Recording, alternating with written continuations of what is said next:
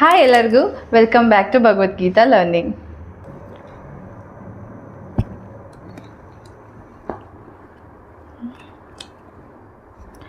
So ಇವತ್ತಿನ episode ನಾವು ಭಗವದ್ಗೀತೆನ ಓದೋದಕ್ಕೂ ಮುಂಚೆ, ಭಗವದ್ಗೀತೆನ ತಿಳ್ಕೊಳ್ಳೋದಕ್ಕೂ ಮುಂಚೆ ನಾವು ಕೆಲವೊಂದಷ್ಟು ಶ್ಲೋಕಗಳನ್ನ ತಿಳ್ಕೋಬೇಕು. ಮೊದಲನೇ ಶ್ಲೋಕ, ಓಂ ಅಜ್ಞಾನತಿ ಮಿರಾನಸ್ತಸ್ಯ ಜ್ಞಾನ ಅಜ್ಞಾನ ಶಲಾಕಯ ಚಕ್ಷುರ್ ಉನ್ಮಿಲತಂ ಏನ ತಸ್ಮೈ ಶ್ರೀ ಗುರುವೇ ನಮಃ. ಶ್ರೀ ಚೈತನ್ಯ ಮನೋಭೀಷ್ಟಂ ಸ್ಥಾಪಿತಂ ಏನ ಭೂತಲೆ ಸ್ವಯಂ ರೂಪಃ ಕದಾ ಮಹ್ಯಂ ದದ್ದಾತಿ ಸ್ವಪ್ರದಾನಿಕ್ತಕಂ.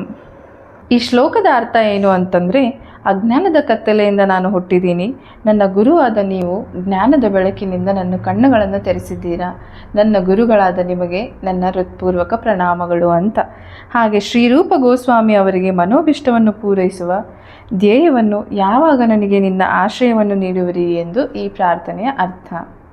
ಮುಂದಿನ ಪ್ರಾರ್ಥನೆ, ವಂದೇಹಂ ಶ್ರೀ ಗುರೋಃ ಶ್ರೀಯುತ ಪಾದಕಮಲಂ ಶ್ರೀ ಗುರುನ್ ವೈಷ್ಣವಾಂಶ ಚ ಶ್ರೀರೂಪಂ ಸಾಗ್ರಜಾತಂ ಸಹಗಣ ರಘುನಾಥನ್ವಿತಂ ತಂ ಸಜೀವಂ ಸಾದ್ವೈತಂ ಸಾವಧೂತಂ ಪರಿಜನ ಸಹಿತಂ ಶ್ರೀಕೃಷ್ಣದೈವಂ ಶ್ರೀಕೃಷ್ಣ ಚೈತನ್ಯ ದೇವಂ ಶ್ರೀ ರಾಧಾಕೃಷ್ಣ ಪಾದನ್ ಸಹಗಣ ಲಲಿತಾ ಶ್ರೀ ವಿಶಾಖಾನ್ವಿತಂ ಶಚ.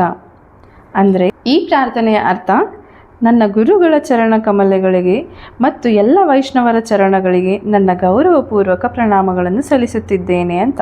ಶ್ರೀಲ ರೂಪ ಗೋಸ್ವಾಮಿ ಮತ್ತು ಅವರ ಅಣ್ಣ ಸನಾತನ ಗೋಸ್ವಾಮಿ, ಇವರ ಜೊತೆಗೆ ರಘುನಾಥದಾಸರು, ರಘುನಾಥ ಭಟ್ಟರು, ಗೋಪಾಲ ಭಟ್ಟರು ಮತ್ತು ಶ್ರೀಲ ಜೀವ ಗೋಸ್ವಾಮಿ ಇವರೆಲ್ಲರ ಪಾದಕಮಲಗಳಿಗೆ ನನ್ನ ಗೌರವಪೂರ್ವಕ ಪ್ರಣಾಮಗಳನ್ನು ಸಲ್ಲಿಸುತ್ತಿದ್ದೇನೆ ಅಂತ.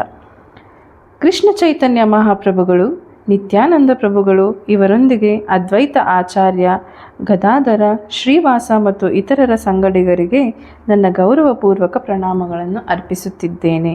ಶ್ರೀಮತಿ ರಾಧಾರಾಣಿ ಮತ್ತು ಶ್ರೀಕೃಷ್ಣ ಹಾಗೂ ಅವರ ಸಂಗಡಿಗರಾದ ಶ್ರೀಲಲಿತಾ ಮತ್ತು ವಿಶಾಖ ಇವರೆಲ್ಲರಿಗೆ ನನ್ನ ಗೌರವಪೂರ್ವಕ ಪ್ರಣಾಮಗಳು ಅಂತ ಈ ಪ್ರಾರ್ಥನೆಯ ಅರ್ಥ. ಮುಂದಿನ ಪ್ರಾರ್ಥನೆ, ಹೇ ಕೃಷ್ಣ ಕರುಣಾ ಸಿದ್ಧೋ ದೀನಬಂಧೋ ಜಗತ್ಪತೆ ಗೋಪೇಶ ಗೋಪಿಕಾ ಕಾಂತ ರಾಧಾ ಕಾಂತ ನಮೋಸ್ತುತೆ. ಅಂದರೆ, ನನ್ನ ಪ್ರೀತಿಯ ಕೃಷ್ಣನೇ, ನೀನು ನನ್ನ ದೀನಬಂಧು ಮತ್ತು ಸೃಷ್ಟಿಯ ಮೂಲ. ನೀನು ಗೋಪಿಯರ ಈಶ ರಾಧಾ ರಾಣಿಯನಲ್ಲ. ನಿನಗೆ ನನ್ನ ಗೌರವಪೂರ್ವಕ ನಮಸ್ಕಾರಗಳನ್ನು ಅರ್ಪಿಸುತ್ತಿದ್ದೇನೆ ಅಂತ ಅರ್ಥ. ನಮ್ಮ ಮುಂದಿನ ಶ್ಲೋಕ, ತಪ್ತ ಕಾಂಚನ ಗೌರಾಂಗಿ ರಾಧೆ ವೃಂದಾವನೇಶ್ವರಿ ವೃಷಭಾನುಸುತೆ ದೇವಿ ಪ್ರಣಮಾಮಿ ಹರಿಪ್ರಿಯೆ. ಈ ಪ್ರಾರ್ಥನೆಯ ಅರ್ಥ, ವೃಂದಾವನದ ರಾಣಿಯಾದ ಮತ್ತು ಯಾರ ಮೈಬಣ್ಣವು ಕರಗಿದ ಚಿನ್ನದಂತಿದೆಯೋ ಆ ರಾಧಾರಾಣಿಗೆ ನನ್ನ ಪ್ರಣಾಮಗಳು. ನಿನ್ನ ವೃಷಭಾನು ರಾಜನ ಮಗಳು ಮತ್ತು ನೀನು ಕೃಷ್ಣನಿಗೆ ಅತ್ಯಂತ ಪರಿಪ್ರಿಯಳು ಅಂತ ಅರ್ಥ. ಹಾಗೆ ನಮ್ಮ ಮುಂದಿನ ಶ್ಲೋಕ, ವಾಂಚಕಲ್ಪತರುಭ್ಯಚ ಕೃಪಾ ಸಿಂಧು ಭವ್ಯ ಏವಚ ಪತಿತಾನಂ ಪಾವನೇಭ್ಯೋ ವೈಷ್ಣವೇಭ್ಯೋ ನಮೋ ನಮಃ. ಈ ಪ್ರಾರ್ಥನೆಯ ಅರ್ಥ, ಭಗವಂತನ ಎಲ್ಲ ವೈಷ್ಣವ ಭಕ್ತರಿಗೆ ನನ್ನ ಭಕ್ತಿಪೂರ್ವಕ ಪ್ರಣಾಮಗಳು. ಅವರು ಕಲ್ಪವೃಕ್ಷಗಳಂತೆ ಎಲ್ಲರ ಇಚ್ಛೆಗಳನ್ನು ನಡೆಸಿಕೊಳ್ಳಬಲ್ಲರು ಮತ್ತು ಪತಿತಾತ್ಮರ ವಿಷಯದಲ್ಲಿ ಅವರು ಬಹು ಕೃಪಾಳುಗಳು. ಈ ಪ್ರಾರ್ಥನೆಯ ಅರ್ಥ ಇದಾಗಿರುತ್ತೆ.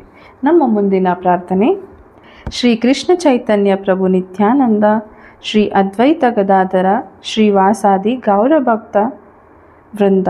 ಪ್ರಾರ್ಥನೆಯ ಅರ್ಥ, ಶ್ರೀ ಕೃಷ್ಣ ಚೈತನ್ಯರಿಗೆ, ಪ್ರಭು ನಿತ್ಯಾನಂದರಿಗೆ, ಶ್ರೀ ಅದ್ವೈತ ಗದಾಧರ, ಶ್ರೀವಾಸ ಇವರಿಗೆ ಮತ್ತು ಭಕ್ತಿ ಮಾರ್ಗದಲ್ಲಿರುವ ಇತರ ಎಲ್ಲರಿಗೆ ನಾನು ವಂದಿಸುತ್ತಿದ್ದೇನೆ ಅಂತ ಈ ಪ್ರಾರ್ಥನೆಯ ಅರ್ಥ.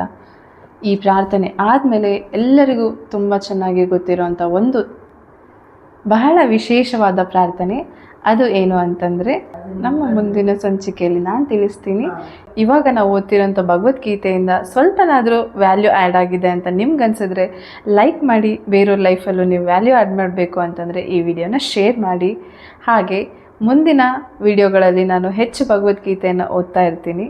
ನಿಮಗೆ ಭಗವದ್ಗೀತೆ ಓದೋದ್ರ ಬಗ್ಗೆ ಆಸಕ್ತಿ ಇದ್ದಲ್ಲಿ ನನ್ನ ಯೂಟ್ಯೂಬ್ ಚಾನಲ್ನ ಸಬ್ಸ್ಕ್ರೈಬ್ ಮಾಡ್ಕೊಳ್ಳಿ. Thank you. ಮತ್ತೆ ಸಿಗ್ತೀನಿ.